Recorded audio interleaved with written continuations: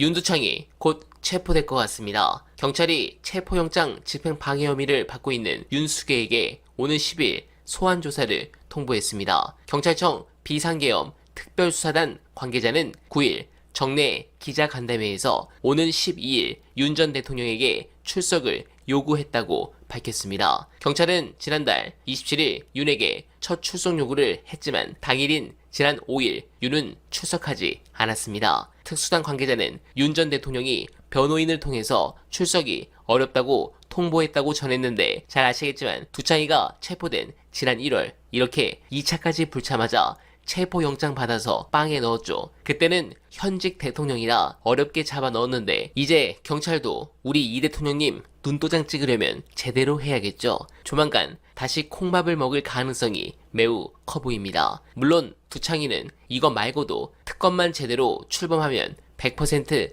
빵에 가고 확실하게 평생 감옥에 살아야 합니다. 관련해 민주당 내부에서 상당히 심각하게 바라보고 있고 윤석열과 김건희 일가를 거지로 만들 수 있는 첩보 보시고 이어가 보겠습니다.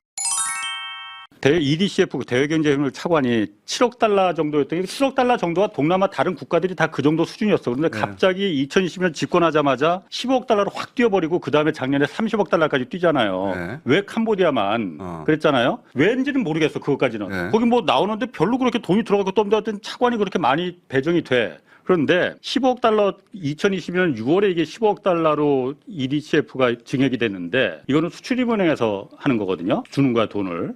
그때 수출입은행장이 박문규 나중에 국무조정실장 됐다가 산업부 장관 된 박문규 수출입은행장이었어. 문재인 정부의 수출입은행장이었잖아요. 네. 어떻게 살아남았겠느냐? 잘렸어야 되는데 안 잘리고 네. 오히려 영전을 했잖아요. 국무조정실장으로. 이 15억 달러로 다 증액이 되고 바로 그 다음에 국무조정실장으로다가 갔거든요. 장관급입니다. 국무조정실이 뭐 하는 데냐면 거기서 하는 것 중에 또 한 가지가 해외개발사업본부가 ODA를 지정하는 데예요. ODA 사업을. 그리고 박문규 수출입은행장이 국무조정실장으로 가거든. 그래서 박문규 수출입은행장한테 당시 그 사람한테 제가 한번 며칠 전에 전화는 한번 해봤어요. 이거 이상하다. 7억 달러가 어떻게 15억 달러로 갑자기 한 부대에 뭐 그렇게 우리나라가 차관을 줄 게 많이 있어갖고 이상하지 않느냐. 언론에서 이거 다 지금 이상하게 보고 있지 않느냐. 그 당시 행장이었으니 지금은 놀고 있습니다. 그 사람. 그러니까 총선 나가서 떨어지고. 은행장이 알았을 거 아니냐. 왜 이렇게 증액을 했어야만 했는지. 그랬더니 자기는 모른다는 거야. 아니 15억 달러면 2조가 넘는 돈인데 수출입은행에서 자본이 얼마나 되는지 모르겠으나 2조가 넘는 돈을 갖다가 캄보디아라는 확실치 않은 어쨌든 신용이 그렇게 높지 않은 나라에 대외 차관으로다가 줄 정도인데 그걸 갖다가 은행장이 몰랐다는 게 말이 되느냐. 자기는 몰랐다는 거야. 그리고 ODA로 간 거는 그럼 그 다음에 ODA 예산도 굉장히 꽁충뻥충 다 늘어났잖아요. 거기 뭐 전대 협력 차관이라고 해서 그냥 묻지도 않고 따지도 않는 그냥 돈으로 600억씩 막 한 번도 그런 차관을 주지도 않아 그런 지원은 있지도 않았는데 그것도 막 캄보디아만 예외적으로 줬잖아요.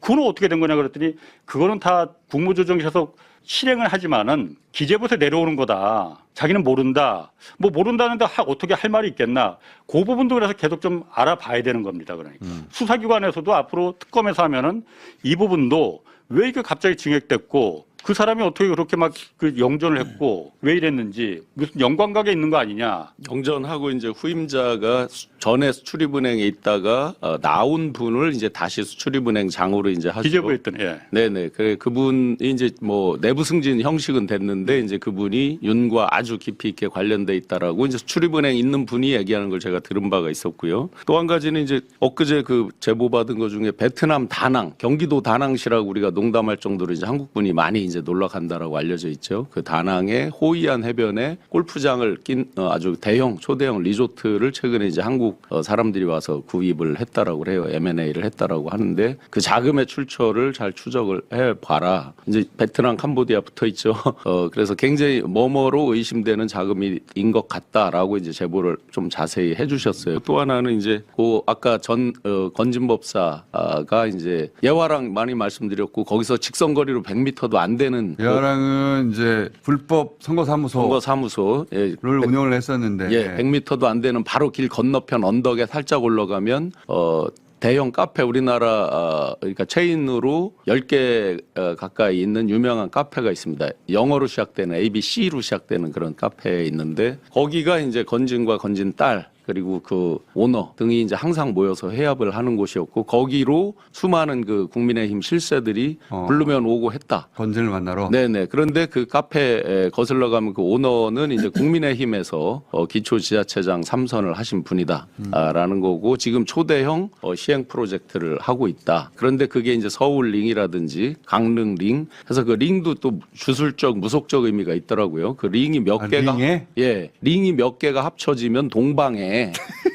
이 대한민국의 새로운 그 시대가 열리고 윤과 김건희의 뭐가 완성된다는 그 주술적 의미랍니다. 아 진짜로요? 예, 그런 의미랍니다. 서울링 하나 있고 네. 강릉링 하나 예. 있고 그래서 링이 몇 개가 완성되면은 그 링으로 예, 동방에 뭐 윤과 그리고 김건희의 통일 시대 뭐 이런 게 완성이 된다는 주술적 의미랍니다. 제보에 따르면 그렇습니다. 그래서 이건 웃기다. 요런 이제 거기에 이제 히림이 등장을 합니다. 계속해서 이 저 제보에 링은? 보면 이런 링의 이제 설계와 뭐 이런 것들에 계속 관련이 돼서 이 분들이 보면 지금 이제 세 분이 말씀하신 거에 계속 공통적 인맥이 따라가는 거예요. 도이치 파이낸스는 또 거슬러 가면은 이제 처음에 그 잔고 위조 이런 부분 있잖아요. 네, 그리고 두창이는 이게 끝이 아닙니다. 내란 특검법을 비롯한 3대 특검법 가동이 예고된 가운데 국민의힘이 특검의 사정권에 놓였다는 지적이 제기됩니다. 이들 특검의 주요 타깃은 윤석열, 김건희 부부지만 국민의힘도 특검의 전방위 수사를 피하기 어렵다는 분석입니다. 국민의힘을 겨냥한 내용들이 특검 수사 범위에 대거 포함돼 수사 진행 상황에 따라 당이 해산 위기에 몰릴 수 있다는 전망도 나옵니다. 대선 패배 후 당권 투쟁을 둘러싼 내용에 빠진 국민의힘으로선 사면 초과에 놓인 셈입니다. 국민의힘이 내심 더 우려하는 건 내란 특검법보다 김건희 특검법입니다. 특검법에 포함된 15개 의혹 가운데 명태균 게이트와 관련된 대선 경선 여론 조작과 공천 개입 의혹이 뇌관이 될 가능성이 높아서입니다. 대선 경선과 국회의원 보궐선거로 국한된 것처럼 보이지만 특검 성격상 지방선거와 국민의힘 대표 경선 등 사실상 최근 몇 년간 치러진 국민의힘 선거 전반을 들여다볼 공산이 큽니다. 그런 부분에서 당 인사들이 줄소환되고 비리 혐의가 속속 드러날 경우 국민의힘 해산 여론이 높아지는 등 당이 풍비박살 날 것입니다. 그간 국민의힘은 윤석열의 거부권을 뒷받침하는 특검법에 대해 반대 당론을 정해 지탄의 대상이 됐습니다. 대선 패배 뒤에도 반성과 변화 없는 국민의힘의 태도는 특검과 내란 청산의 필요성을 더욱 부각시키고 있습니다. 이제 응당한 처벌을 받을 순간이 도래했습니다. 그 순간이 빨리 다가와서 여러분들께 보고드리는 그날을 기원하며 어날바는 오늘도 최선을 다하겠습니다. 여러분 고맙습니다.